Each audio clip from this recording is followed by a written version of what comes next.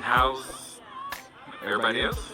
Everyone I associate with is thriving in abundance. Limitless. Hello and welcome. I'm Howleen, and I wanted to give my reaction to Atlanta. I'm not doing episode 2 because episode 2 felt very pedestrian. The second one, with episode 3 and episode 4, is the one I'm going to be reacting to and somewhat reviewing because I already kind of started watching episode 3 and I felt like I wanted to react to it. It begins with the gang walking down the street, and they're headed to some billionaire's home. And Ern is trying to give Darius some advice as to pitching his ideas to this billionaire and soaking up some game from the billionaire instead of waiting for that perfect moment. So then they get to clowning him about his voice being akin to the white accent. So then they walk up on this look like abandoned storage or not a billionaire home from the outside. And Ern knocks on the door and some random woman opens the door and they can't hardly understand her accent. And then the guy who invited them, I'm assuming it's the guy named Will that he was discussing from the outset. I'm assuming Will is the billionaire's son who first invested in him. Anyway, they go into the interior of this space and it looked like trash as they walk up the stairs. The guy Will is basically trying to discuss UK rap with Paperboy, but Paperboy is like, I don't understand it. So Ern is like, tell me who I should know. He get the rattling off, well, do you know this? Do you know that? And they didn't know nobody but 21 Savage, which is kind of funny because 21 Savage, we didn't even know he was British until it came up that he had some immigration issues. So they finally get to the door and it looked like Will punching in some combination to get inside. They finally enter on the other side and it's like this plush apartment, look like penthouse. And so they all splinter off. Paperboy and Darius see that there's some type of franchise in the home, so they go off. Then Will takes Ern to the side while Van goes off to pickpocket in this people's house. All the while, Ern is witnessing this while talking to Will about his artist. Ern then kind of suggests that Van come along with them to see the artist that Will is talking about. So the next scene was Paperboy and Darius in the franchise called Nando's. I don't know what that is. Apparently it's somewhere that they sell chicken, so I guess that's a European franchise. They get the food, and what it reminded me of was Tyrese. How everybody talks about Tyrese owns a Starbucks in his backyard, and I'm wondering, how does that work out? Are they paying franchise fees just to have them there, or are they paying licensing fees? If anybody understands how that works, where you can own some franchise in your own private property, tell me how that works. Are you paying profits in an effort to maintain franchise, or are you just paying for the franchise to be present? And when you need work, are you the one who knows how to do the work, or you hire somebody who knows how to do the work? And is that an extra expense to the franchise? So they walk off from the franchise and they're looking around.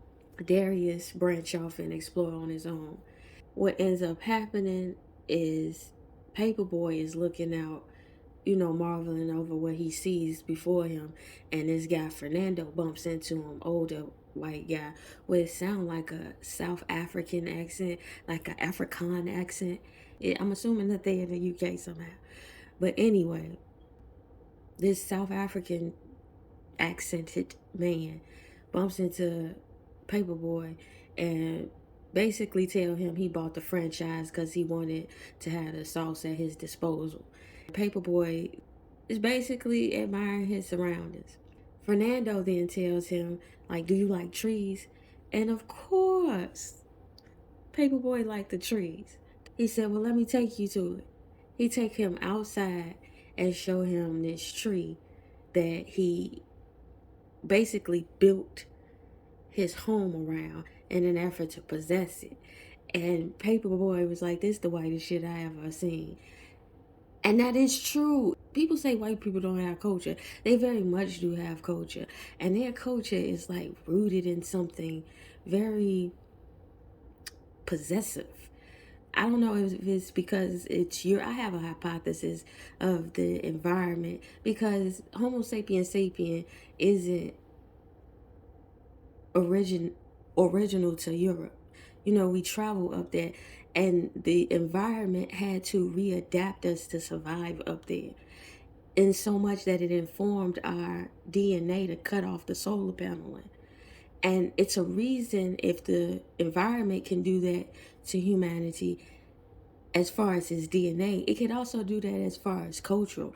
And I feel like the scarcity of Europe really is the ghetto. If you look at European history, they come out of Europe, flooding out of Europe like poverty stricken.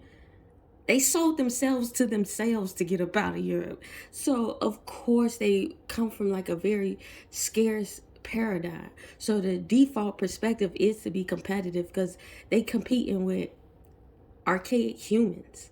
You understand? So of course they feel like they can possess anything.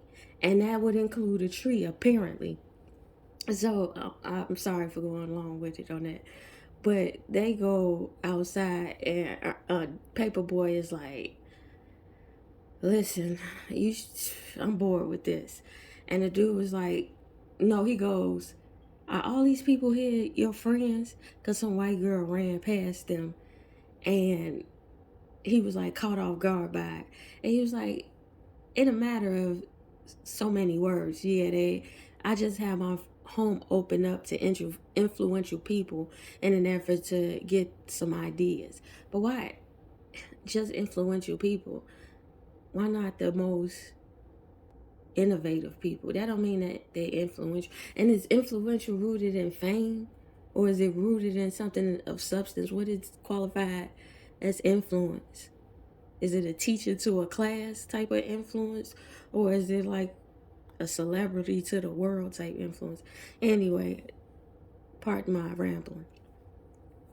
But he then goes into this diatribe of why he brought them all together, and Paperboy is really unfazed, to the point where the guy is like, "We gamble here." He's like, "Why you didn't lead with that? Way to bury the lead." So he take him and he say, "You can smoke upstairs." So then you go to the next scene, and it's with Darius exploring his surroundings, taking in everything going on around him, taking the chance to taste the food, hit or miss, and then he sees a drink that he wants, but there's a woman in between his drink and him.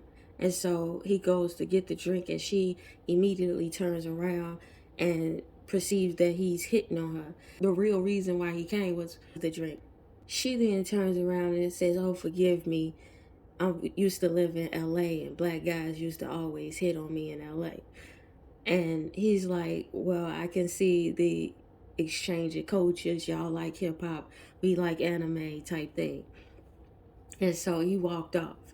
Now this ruffian, Windrift looking guy comes over, and he's a white dude, and he's like, "Oh, did you see that? I got your back, bro. She was wrong for that." Basically saying how racist it was. Darius is like, in a list of bigotry that I gotta deal with in a day, that's slight work. Like, chill, basically. And so he then takes off his hat, this stranger, and you see his hairline, like he's balding in the middle. And Darius go, "Man, that hairline is very intense." And so they riff back and forth on some options that he may need to settle on. And then they end up with Moby, and then they confer that, but the problem with Moby is don't nobody like Moby. I slightly remember Moby. I don't remember his music. If you played something of his for me, I probably would remember it. But I didn't really feel no kind of way, maybe because I wasn't into it. But yeah, that joke kind of went past me. So who I'm assuming is Will, because they never address him by name. But this white guy who invited them into the home, took him to meet some guy that he must be investing in, some black kid named TJ. So TJ, when they come into this apartment space, has painted all over the walls and whatnot, and he's stapling something to a canvas. Ern is just there, and they asked him, TJ, to introduce himself to Ern and Van. So he really disinterested in the beginning until they informed him that it was Paperboy's management. Then all of a sudden he piqued his interest and he stood up and came over to him.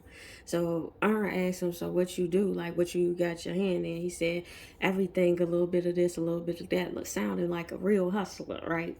So he said, let me show you the first piece of my installation. So he take him to this picture of this partially naked, white, older man in this sweatshirt that says Supreme, the Supreme brand. And he has on no pants or underwear at the bottom. And he says something about this is sad to me, or something. That's what TJ say. And so Van goes, yeah, it is sad. It feels very much hustling. The next scene is with Paperboy in the poker room. And he comes in the room, and there's a white guy who sounds like he has an Australian accent. There's another white guy who sounds like, I think it's French. I can't make it out. And then there's Fernando and Paperboy. So, and then there's the dealer. The dealer's accent is so thick that he can't understand what the buy-in is, because he peeling off bills, and they asking, the buy-in is $20,000, and he, flaming up, sharing his tree or whatever. And when he finally realized what he said, he dumps his money on the table, which makes me question, why would you just dump all your money on the table? I understand you got it to lose, but why don't you tuck some away? Ain't that a part of poker, is playing all the angles of the psychology? You don't need to know all I got. 20 is enough for the buy-in. So Will takes Ern to the side while Van goes off looking at the art on the wall. And Will is basically discussing the artist TJ with Ern. Like, I'm doing this and this and this. And Ern is like, you paying for what exactly? What are you paying for? He's like, so TJ has this idea, whoop de whoop de whoop, and all the while he's having this conversation, like a horror film. You see TJ in the background, like lingering. He's first at the top of the staircase. Then Ern turns to the conversation. He turned back. Now he at the bottom of the staircase, off on the side. Then he turned back to the conversation, and then once Will explain whatever idea that TJ supposedly had, TJ then says, let me hold you right there. He's not explaining it right. And then he added subscriptions to it. And Ern is like, what are they subscribing to? And he's like, the art. And then all the while, homie on his phone, Will is like really trying to figure out. And it looked like, I can't hate the hustle if this nigga is stupid to give you $500K. But it is like, you could be trapping off his if he's putting up this, instead of just living off of it, flip it. He don't know what he got. If he this dumb, you could flip it and then make both of him, give him his 500 back. I don't know, maybe I'm just overthinking it, but little homie was basically pressing Ern, and Ern was like, you know what, I need to call you back on that idea, check in and see if Doja Cat ain't doing the same thing, because somebody, he said. And then he walked out. The next scene is with Paperboy at the table with Fernando playing poker and the rest of the guys. Fernando is telling this story about how black pale ghost was outside of his house and never tripped up the alarm and all of this. And when I was hearing it, it was sounding like hustle from the get-go at the beginning of the scene. And then Paperboy ups the ante, I think, and then continues the conversation, shooting the shit with the guys, basically. And so Fernando is telling this story, and then it crescendos to this point where he basically asks Paperboy, do you believe in God? And Paperboy, over a period of time, I guess he was wrestling with the answer. He settles on saying, yeah, he believes in God. So Paperboy continues to play the game, and Fernando continues with his monologue. But basically, he's saying, well, to believe in God, you got to believe in the devil. And to believe in good means you believe in bad. And that's true to an extent, but I don't know what his intentions with the conversation. I don't know if he was offering him interest into the Illuminati with this one. I don't get what he was trying to convey. All I know is,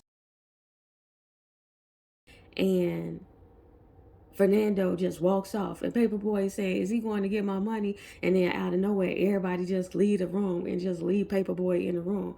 But with the good versus bad, it's like left versus, there's no left without right. There's no up without down. There are those paradigm, perspective of reality. However, in the infinite of everything, it all is one. So you do not have to yield. Like, to yield to a God is to yield to a God on the premise that there is an opposite of a God. Your reality of what God is doesn't have to be premised on a comic book where it needs a villain to show its godness. No, it's just one. It's infinite. We see Paperboy down looking for Fernando, looking around, and then the same white girl we saw earlier that Paperboy pointed out came running past and snatched his hat off. Then there's a scene with Darius looking out the window at Van, and then the same Windrift come along with some more guys, basically turning the incident into 12 years a slave and over exaggerating a moment. And then the next scene was with Paperboy sitting on the side, and then Earn coming up. Paperboy basically explained that Fernando got him. He got robbed. So Paperboy is going on a tantrum about how he gotta handle this on his own one-on-one. And then Earn brings up the TJ guy, basically saying he's scamming. And it do feel like a scam, but and to Earn's point, it's like by scamming, you kind of making it hard for the next man. But then again, like I said in a moment too, it's like, if this nigga dumb enough to put up $500K and don't even know the business model, that money was for the taking. It didn't matter who was gonna take it, really. TJ come up out of nowhere and basically is like, these white boys be scamming. It's time to scam. If he wanted to buy the culture, I say, well, let him. But in that regard, though, if that's the case, then why just sit up on the money then? Flip the money. If that's the case, let them sell it. Let them payola you for whatever. If you got advantage, tell them to start up a gallery for you. Put that art in a gallery. Don't the stuff where you drawing on the wall say it's Basquiat, Pollock inspired. Anywho, I'm going too deep. But this is why I like this show, because it do make you go off in these thought bubbles. Paperboy asks TJ, well, Fernando left the room when I won him at the poker match. And TJ is like, well, you got, bro. And then walked off. Well, skated off. You see see Van push some guy off into a pool. They go to talk and sit down, and he like, is you okay? And whoop de whoop. Your mama said is concerned, I'm concerned. He's like, I deserve a vacation. Stop tripping, live in the moment. And then you see Earn go into this deep thought, and as he's looking down and off, Van walks off and pushes some random white girl in the pool. Another random white person in the pool. Why is she doing this shit? Like, I get she say she fine, but gee, your actions is adding up to weird. So the next scene is with Darius and his Windrift. He didn't gather the crowd around, and he's describing some exaggerated events that never occurred. And Darius is like, that's not how that really happened. And they like, who is this girl? And she, right when they say, who is this girl, she come in the room. And then he like trying to signal to her, go bye, bitch. Don't, they looking for necks out here. She gonna say his name all loud, like, I need you to meet my fiance. And so now they all uptight and out. It's like trauma porn that they like, and they found them a star of it that they made up in their own head to then be upset by it and they're entertained by it. It's like they're getting off on being provoked in a way that isn't even the case. The scene ends with them chasing this Asian lady off, and this random, look like West Asian guy comes into the scene, and he sits down, and Darius was like, I thought it wasn't no racism around here like that. I thought y'all said it was more of a class issue. And well, capitalism and racism go hand in hand. Anywhere there's a coke, there's racism. Find Fernando laying up in some room. Looked like he hiding out. And Paperboy go, not Darius, but Paperboy find Fernando hiding up in the room. And Paperboy will say, look, you sleeping now? You sleep? I got a lullaby for your ass. And Fernando is like squeezing his eyes tight. Then there's a scene in the same hallway where Will was asking questions, and Ern stumbles upon a picture. In the picture, it goes to the Cape Town branch of the First Bank. I can't make out.